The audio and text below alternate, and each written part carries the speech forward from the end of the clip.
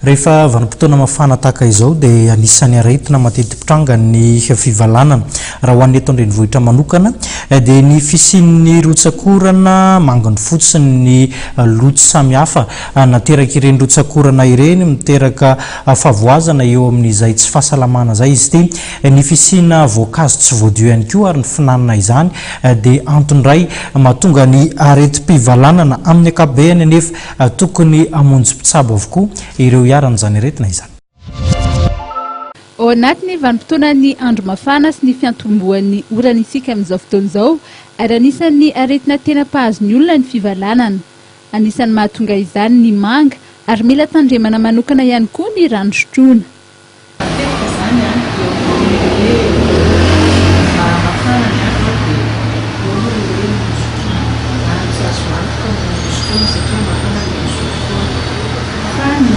Tena tsara zany dia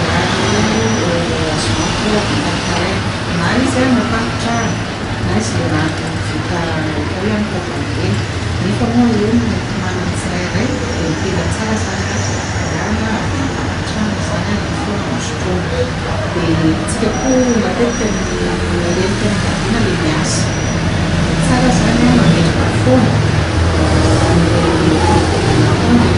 zaza hoe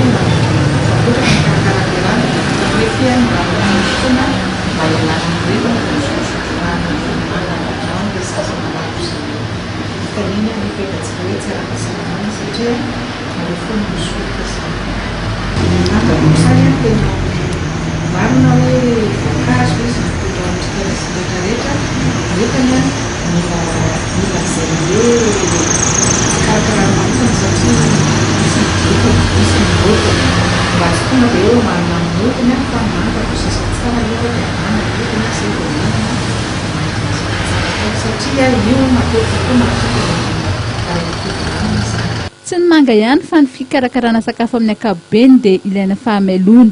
Mila sasana tsara ny legioma sy ny voankazo mba hisorohana ny aretina. Fikarakarana ny sakafo zany tena zava-dehibe.